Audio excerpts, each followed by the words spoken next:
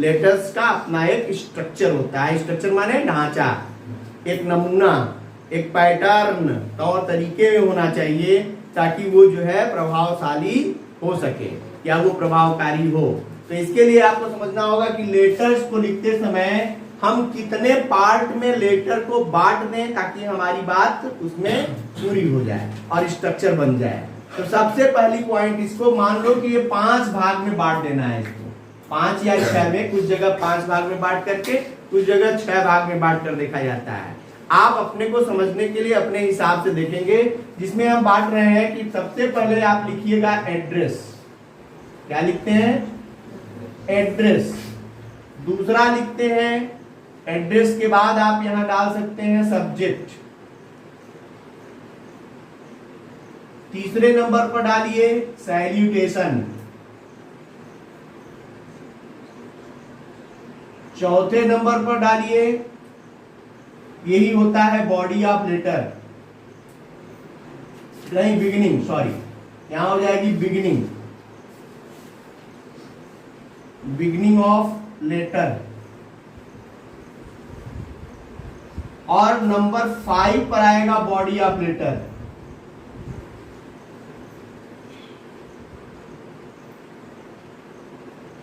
और नंबर 6 पर आता है सब्सक्रिप्शन।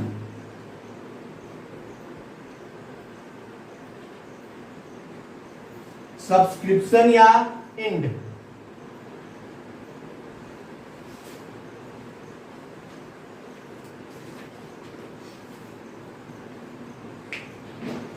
देखिए 6 पार्ट में मैंने लेटर्स को डिवाइड कर दिया, यानी लेटर्स को समझने के लिए आपको 6 पार्ट याद रखना पड़ेगा। नहीं, जैसे शरीर है आपका, तो शरीर कितने पार्ट में है? ये पैर है, ये पेट है, ये जो है वो चेस्ट है, ये गर्दन है, ये मुंह है, नाक है, कान है, वगैरह वगैरह, सबके पार्ट हमने कुछ किया। आप देखेंगे तो ये शरीर का सब पार्ट अपने अपने जगह पर है। इसमें से कोई एक पार्ट निकाल दो तो शरीर अधूरी होगी ना। इसका मतलब हो गया कि ये लेटर जो है, इस लेटर का जो पूरा एक स्ट्रक्चर है वो 6 भागों में है। इसमें से हम किसी को आगे हटा नहीं सकते, या हटाएं तो कुछ सेंस होता है कि भावानुसार। जैसे इसमें एक सब्जेक्ट हमने डाला है, सब्जेक्ट माने विषय, सब्जेक्ट यानी तो विषय वस्तु, ये तो इम्पोर्टेंट पार्ट है। हर एक लेटर की आत्मा है वो सब्जेक्ट, यानी इसमें किस चीज को लेकर के आप इस लेटर को लिख रहे हैं या कौन सी बात आप अपना बताना चाहते हैं इस लेटर के माध्यम से। ठीक है, तो अब ऐसे किसी को नहीं निकाल सकते। अब जैसे यहाँ एड्रेस लिखा है, एड्रेस माने 2 चीजें होती है। एड्रेस माने एक होता है किसी का पता, और एड्रेस माने होता है किसी को संबोधन। यहाँ एड्रेस यानी पता, एड्रेस यानी पता। किसका पता लिखते हैं भैया इसमें? तो अब देखो, अब ये लेटर डिसाइड करेगा कि किसका पता लिखना है। यदि हम एप्लीकेशन लिख रहे हैं तो एड्रेस उसका लिखते हैं जिसको पत्र लिख रहे हैं, और जब हम पर्सनल लेटर लिखते हैं तो एड्रेस उसका लिखते हैं जो लिख रहा है। पहले अपना पता लिखा जाता है उसमें, किसमें? पर्सनल लेटर में। और ऑफिशियल लेटर्स या जिसको हम एप्लीकेशन कह रहे हैं, उसमें उसका पता लिखते हैं जिसको हम लिख रहे हैं। जैसे आप एप्लीकेशन में देखिए क्या लिखते हैं? टू द प्रिंसिपल लिखते हैं ना, यानी हम इनको लिख रहे हैं। और जब हम पत्र लिखते हैं, पर्सनल लेटर लिख रहे होते हैं, जैसे अपने सगे संबंधी रिश्तेदार या मित्र को लिख रहे हैं, तो सबसे पहले क्या लिखते हैं? अपना पता।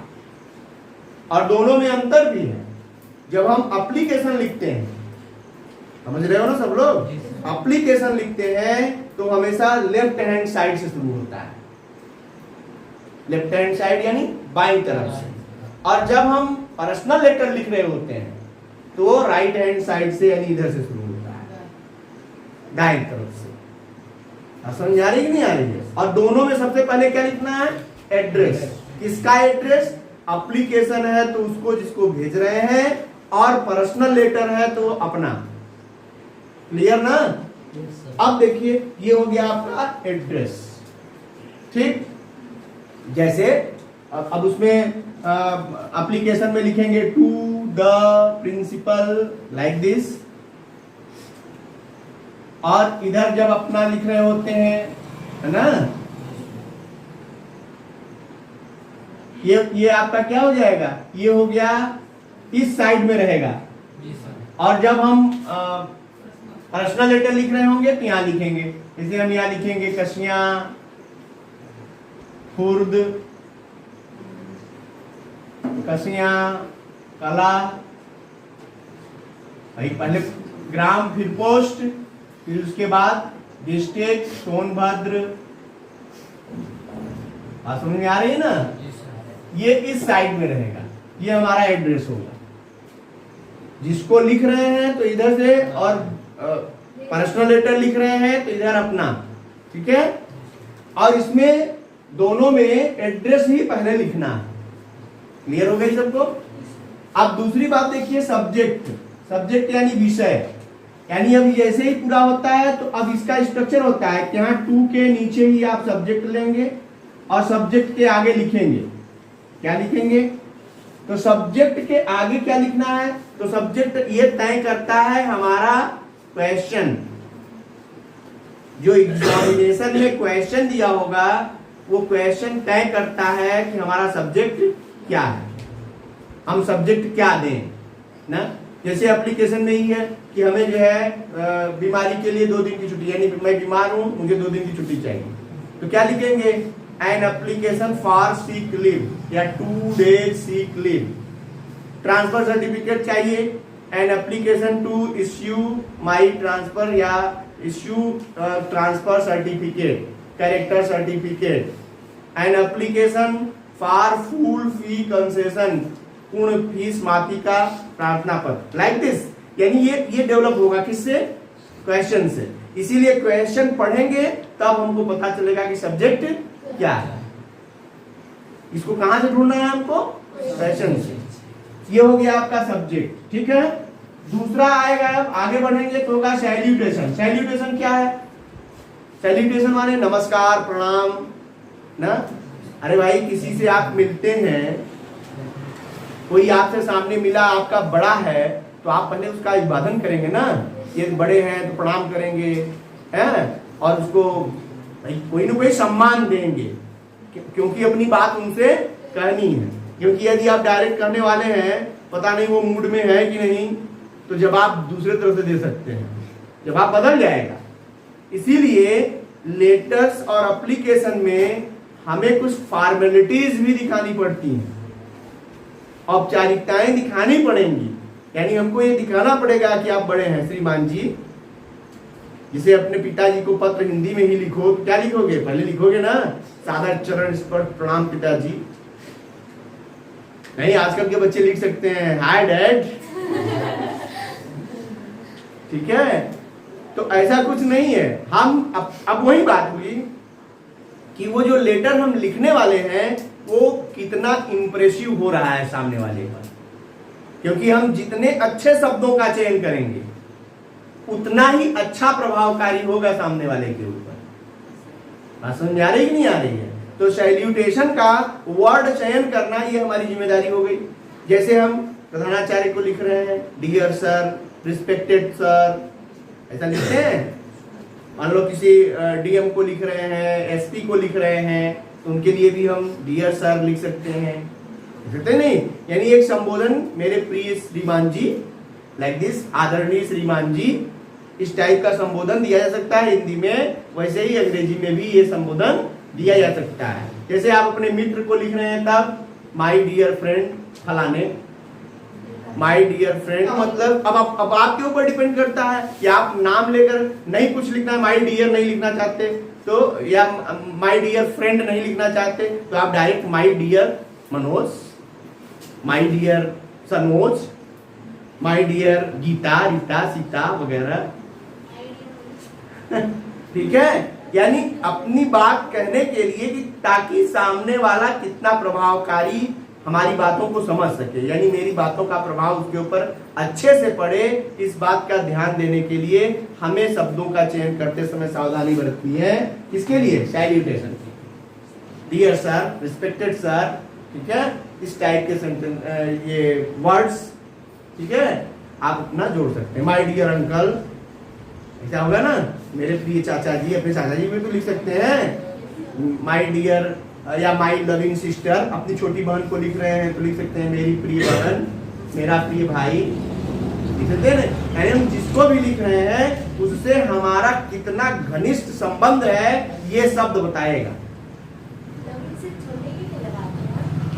नहीं, काय बड़ी को नहीं लगा, रिस्पेक्टेड कहने से उसमें दोनों बातें आ गई कि आदर भी है और प्रेम भी है। और लविंग कहा, वहां रिस्पेक्टेड कह नहीं सकते क्योंकि वो छोटी है, और लविंग कहा तो उसमें भी सेंस भर गया कि हम बहुत मानते हैं, चाहते हैं। तो शब्दों का चयन बड़ा इंपॉर्टेंट होता है। किसी भी चीज को बोलने और कहने या लिखने से पहले इसीलिए 10 बार तोलना चाहिए। डोंट स्पीक विदाउट रिफ्लेक्टिंग, पहले तोलो फिर मुंह खोलो। यहाँ केवल मुंह खोलने की बात नहीं है, यानी शब्दों के एक्सप्रेशन के पहले आपको बार बार सोचना चाहिए कि इस शब्द का प्रभाव सामने वाले पर कैसा पड़ने वाला है। वो तय करता है, सकारात्मक और नकारात्मक दोनों रिजल्ट मिल सकते हैं। किससे? शब्दों के चयन से। समझ आ रही है? तो इसी तरह सैल्यूटेशन हमको बनाना है। नेक्स्ट देखिए, बिगिनिंग ऑफ लेटर्स। बिगिनिंग यानी जब हम सब्जेक्ट लिख लेंगे, सैल्यूटेशन लिख दिया डियर सर, यहीं पर लिखेंगे डियर सर या रिस्पेक्टेड सर, ठीक है, डियर मैन, हो सकता है मैन को ही लिखना। तो इस तरह से कोई संबोधन देंगे। उसके बाद जब बात शुरू होगी, अब देखो अभी तक ये क्या था, ये सब फॉर्मेलिटीज थी, ये सब क्या था, भूमिका। भाई श्रीमान जी, to the Prince subject they दिया, फिर उसके बाद डियर सर, सम्मान भी दिया। अब बात हम शुरू करने जा रहे हैं। ये सब फॉर्मेलिटीज करने के बाद असली बात अब शुरू होने जा रही है, यानी बिगिनिंग करनी है। ये भी बड़ी इंपॉर्टेंट है। अभी हम लेटर नहीं लिखने जा रहे हैं, यानी जो बात कहनी है वो नहीं कहने जा रहे हैं, लेकिन उस बात को कहने के लिए पहले फिर से भूमिका तैयार कर रहा हूं, कि ताकि सामने वाले का मन और मस्तिष्क यदि थोड़ा डिस्टर्ब भी हो तो मेरे हिसाब से हो जाए। भाई कब कौन आदमी किस मूड में है ये तो आपको पता नहीं है, लेकिन हम ऐसा करें कि वो चाहे जिस मूड में हो वो मेरे हिसाब से मूड बना ले। हमको ये नहीं करना है कि हमें अपना काम निकालना है तो सामने वाले का मूड कैसा हो जाए, मेरे पक्ष में हो जाए। इसके लिए बिगिनिंग करते समय सावधानी बरतनी है। तो बिगिनिंग यानी शुरुआत करना। शुरुआत करने के लिए जब लेटर्स वगैरह, सॉरी जब हम एप्लीकेशन या ऑफिशियल लेटर की बात करते हैं तो उसमें तरह तरह से होता है। इसे लिखते हो छोटी कक्षाओं में, respectfully I beg to say that, या with due respect I beg to say that. ये सब लाइन है, ये फ्रेजेस के रूप में है, क्लासेस के रूप में है। इनको आपको याद रखना चाहिए कि ऑफिशियल लेटर्स जब भी शुरू करें, respectfully I beg to say that या with due respect I beg to say that. ये आपका एप्लीकेशन या ऑफिशियल लेटर का है। ऑफिशियल लेटर में और भी होता है कि I would like to draw your attention that, मैं आपका ध्यान आकर्षित करना चाहूंगा कि ऐसा ऐसा हो रहा है। या सम्मान के साथ आपको बताना है कि मेरी तबीयत बहुत खराब है, मैं स्कूल नहीं आ सकता, मैं आपसे छुट्टी लेने की अनुमति चाहता है, मुझे 2 दिनों की छुट्टी देने की अनुमति प्रदान करें। ऐसा है ना? तो अब ये क्या है कि ये जब हम बिगिनिंग सही करते हैं तो आगे का जो हमारा बॉडी बनने वाला है, यानी बॉडी ऑफ लेटर, जो मुख्य हिस्सा है, वो पूरा का पूरा प्रभावित होता है किससे? बिगिनिंग से। ये ऑफिशियल लेटर की बात हो रही है। इसी को पर्सनल लेटर में देखेंगे तब, जैसे पर्सनल लेटर की बात कर रहा हूं तो पर्सनल यानी व्यक्तिगत पत्र, सगे संबंधी रिश्तेदार भाई बहन को लिखना है तो उसमें क्या होती है? पत्र लिखने की 2 कंडीशन, या तो बहुत खुशी में या बहुत दुख में। दुख की भी तो सूचना दी जाती है। पता चला दुख वाली सूचना में लिख दिए I am very happy to inform you. जैसे कभी कभी लेटर आ जाएगा आपका कि आपका कोई मित्र है जो बोर्ड एग्जामिनेशन फेल हो गया, उसको सांत्वना देते हुए पत्र लिखिए। तो क्या लिखेंगे? I am very happy to know that you have been failed in the examination. ऐसा लिखेंगे क्या? तो बिगिनिंग करने के से पहले सोचना पड़ेगा कि नहीं यहाँ क्या करना है, I am very sorry to know that you have been failed, you are a brilliant student, it is not good with you. ऐसा कहेंगे ना, भले वो पढ़ने में ठीक ना हो, भले ही वो भाई फेल हुआ, उसका मतलब क्या है, वो कमजोर था, लेकिन हम जब भी उससे बात करेंगे तो उसको क्या करेंगे, सहानुभूति दिखाएंगे कि नहीं यार ठीक था, तुम्हारे साथ ऐसा होना नहीं चाहिए था, लेकिन छोड़ो अभी तो अवसर मिला है, फिर से तैयारी करो, लाइक दिस। यानी बात कहना वही है कि नहीं यार देखो गलत तो हुआ, लेकिन तो जो हो गया आगे तैयारी करो ना, भाई यही ना सब कहेगा। तो ये क्या है, यही है सिंपैथी, और यही है शब्दों का चयन कि हम अब डायरेक्ट कह दो किताब पढ़ते थे ही नहीं, घूम रहे थे केवल, तो क्या होगा, पढ़ते तो थे नहीं केवल घूम ही रहे थे तो क्या होगा, तो क्या करेगा वो, के शब्दों के हिसाब से आपको क्या मिलना है, रिस्पॉन्स। ठीक है, फिर आज यहाँ देखिए, ये जो बिगिनिंग ऑफ लेटर है इसका मतलब हो गया कि हमको चयन करना है कि जब प्रसन्नता में लिख रहे हैं तो I am very happy to inform you, I am very happy to know you. ठीक है, और दुख में लिख रहे हैं I am very sorry to inform you, या I am very sorry to know you, know that, ये जानकर मुझे मैं दुखी हूं, या मैं तुमको सूचित, भाई हो सकता है कि मेरे यहाँ कोई दुख हो और हम उसकी सूचना दें, और हो सकता है कि उसके यहाँ कोई दुखद घटना हुई है और आप उसको व्यक्त कर रहे हैं। तो इन्फॉर्म का मतलब होता है सूचना देना, और नो का मतलब होता है जानना, यानी जानकर दुखी हैं कि सूचना देते हुए दुखी हैं, ऐसा भी तो हो सकता है। तो ये तो शब्द अपने से चयन किए जाते हैं। इसका मतलब beginning of the letter, beginning करते समय हमें ये देखना पड़ेगा, फिर किस पर जाना है, क्वेश्चन पर। यानी जो क्वेश्चन होगा वही बताता है कि वास्तव में इसमें प्रसन्नता व्यक्त की जानी है कि दुख व्यक्त करना। इसीलिए सबसे इंपॉर्टेंट है क्वेश्चन को समझना कि इसमें करना क्या है। अब आइए, ये जो है बॉडी ऑफ लेटर, ठीक है, ये बड़ा इंपॉर्टेंट पार्ट है क्योंकि यही मुख्य हिस्सा है। बाकी सब अभी क्या हो रही थी, सब फॉर्मेलिटी चल रही थी। अब असली बात करने की बारी आएगी, यानी असल में कहना क्या है। भाई जैसे एप्लीकेशन में लिखा 2 दिन की बीमारी की छुट्टी के लिए, तो क्या लिखते हो, विथ ड्यू रिस्पेक्ट, या शुरू से देखो, to the principal Hansvahini inter college Kasia, dear sir with due respect I beg to say that, यहां तक तो पहुंचे। उसके बाद अब क्वेश्चन में क्या कहा कि क्वेश्चन में आप बीमार हैं, 2 दिनों की छुट्टी चाहिए। तो अब I with due respect I beg to say that I am ill, I cannot attend the class, my doctor has advised me to take rest। ये सब अपनी पॉइंट है। हम इस टाइप के सेंटेंस बना करके बॉडी तैयार कर रहे हैं। लिखना केवल उसमें भी इतने हैं कि हमें 2 दिन की छुट्टी चाहिए, लेकिन अब ये हम प्रदर्शित कर रहे हैं कि मेरी तबीयत खराब है, मैं कक्षा में शामिल नहीं हो सकता, मेरे डॉक्टर ने मुझे 2 दिन के आराम की सलाह दी है। इतनी बात कर लिया। फिर उसके बाद हम नीचे लाइन चेंज करके लिखते हैं कि I therefore request you to grant me leave for 2 days, I will be highly obliged to you. यानी इसीलिए मैं आपसे अनुरोध करता हूं कि आप मुझे 2 दिन की छुट्टी दे दीजिए, मैं आपका बड़ा आभारी रहूंगा, धन्यवाद, थैंकिंग यू।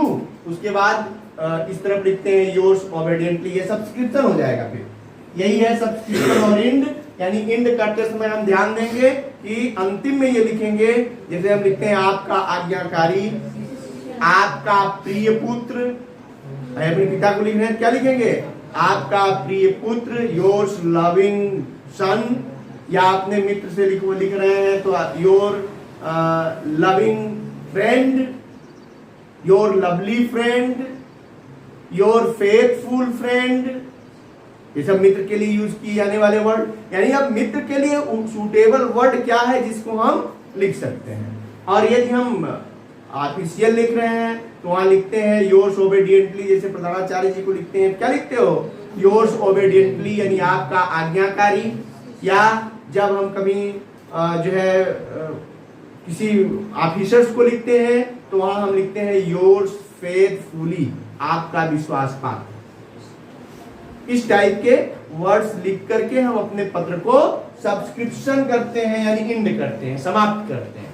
और जैसे ही पत्र समाप्त होता है तो यहाँ जो है यानी लेफ्ट हैंड साइड में जहाँ थैंकिंग यू लिखते हैं उसी के नीचे डेट डालते हैं, ये ऑफिशियल लेटर में। और पर्सनल लेटर में डेट कहाँ डालते हैं? इसी के नीचे। यानी पर्सनल लेटर में एड्रेस के नीचे ही यही डेट पड़ जाता है। डेट भी बड़ा इंपॉर्टेंट पॉइंट है, ध्यान दो। यानी पर्सनल लेटर में डेट यहाँ एड्रेस के नीचे और ऑफिशियल लेटर में यहाँ सब्सक्रिप्शन के साथ, यहाँ इस साइड में लेफ्ट हैंड साइड में थैंकिंग यू जहाँ लिखते हैं उसी के नीचे डेट लिखना चाहिए। ये पूरा एक स्ट्रक्चर है, समझ आ रही है? ये हो गए 6 पार्ट। लेटर पूरा कितने पार्ट में? 6 पार्ट में। सबसे पहला एड्रेस, दूसरा हो गया सब्जेक्ट, तीसरा हो गया सैल्यूटेशन, चौथा हो गया बिगिनिंग ऑफ लेटर्स, पांचवा हो गया बॉडी ऑफ लेटर्स और छठा हो गया सब्सक्रिप्शन आर इन। इतने भाग में बांट करके यदि आप लिखेंगे तो गलतियां नहीं।